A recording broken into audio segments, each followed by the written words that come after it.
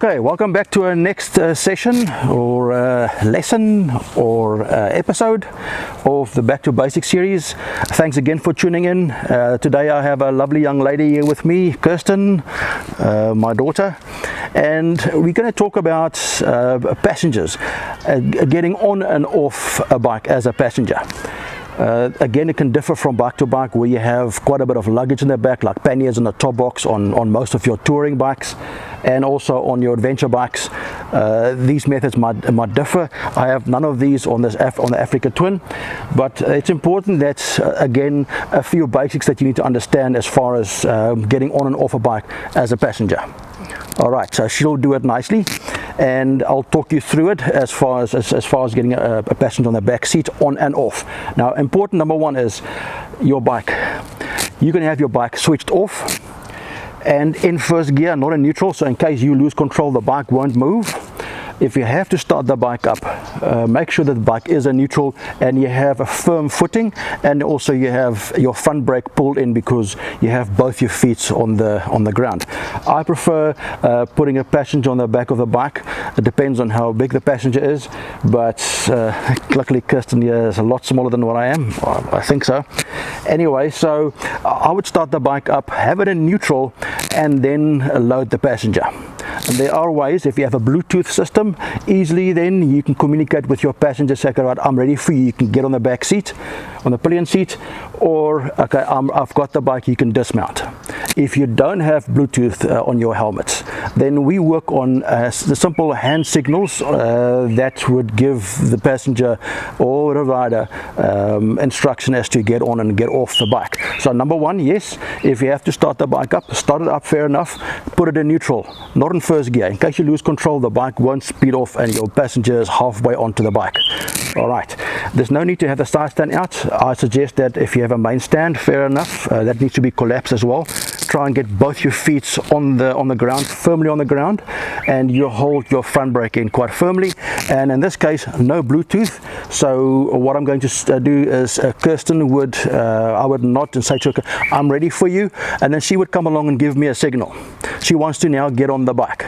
What do? I suggest a simple tap on the outside shoulder on the side where they want to get on, and that tells me she wants to now get on the bike, and I would say, okay, fine, I'm ready, and give you a nod.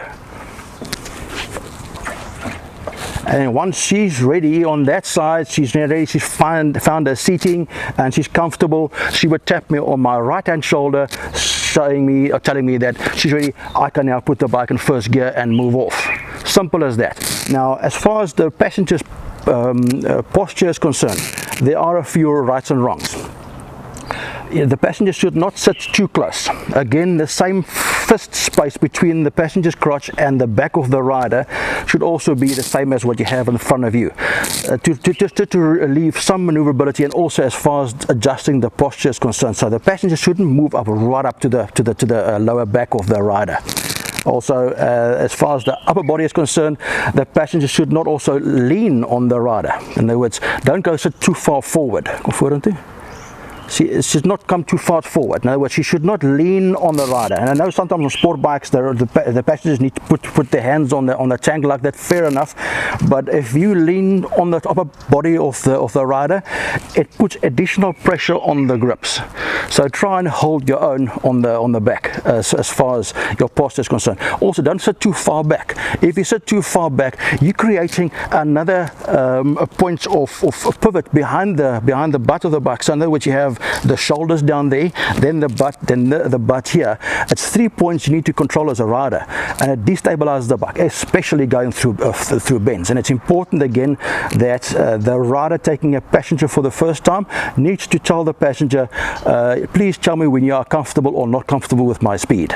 And the passenger needs to lean with the rider, not in the opposite direction. That's the quickest way to the ground with the passengers. If you go in and the passenger sits back up again, it puts unnecessary pressure on the back, on the top of the back wheel, and you can put the bike down. All right, so the passenger needs to sit again, shoulders above the hips, normal, natural, and preferably hold on to the rider here so that she can feel the input of the rider as far as turning is concerned or leaning is concerned, and the passenger can easily look past the head on either side of the rider's head. But as far as leaning is concerned, the direction the rider is leaning and looking, the same the passenger also lean in the same direction and look over that shoulder into the turn as what the rider is busy doing. Alright, these are just very, very basics as far as carrying a passenger on the back. When it comes to hard braking, the passenger will feel that there's hard braking taking place from the rider, and what they need to do then is move their hands away from the sides and move it to the lower back in here, and push into the lower back to prevent them from slamming into the rider. Alright, so if you get that typical helmet tap when you're changing gears, probably the rider should change the way he changes gears, and also the passenger needs to just keep the head away from the rider. That's quite irritating to get a knock on the back of the helmet every time you change gear. But there's for braking. Move your hands away from the sides to the lower back, and you as a passenger push yourself back and brace yourself along with the rider as he braces himself while braking hard. Once that riding is normal again, the hands can be adjusted to the side, and you just sit there and relax along on the ride. Guys, I hope that helps you a little bit. Let's dismount the rider now. The same hand signals will apply. The passenger wants to dismount. She would tap me on my left shoulder. I would say I'm ready to hold the bike, and then the passenger would stand up holding both the shoulders and then dismount like you would do on a bike. That's it, and that's a dismount. So simple hand signals helps you if you don't have a Bluetooth system to tell your passenger what to do and what not to do on the back. Folks, I hope that helps you a little bit. Try that at home if you like. Get a passenger in the back, try a few things, get the posture right, even go to a parking lot. If it's the first time you're carrying a passenger, go to a parking lot, go try a few things, iron it out before you have to iron it out and sort it out while you're on an actual ride.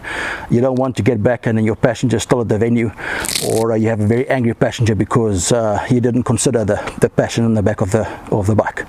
Thank you so much, and thanks to my passenger here. Have a good day, and I'll see you tomorrow on the next video. Cheers.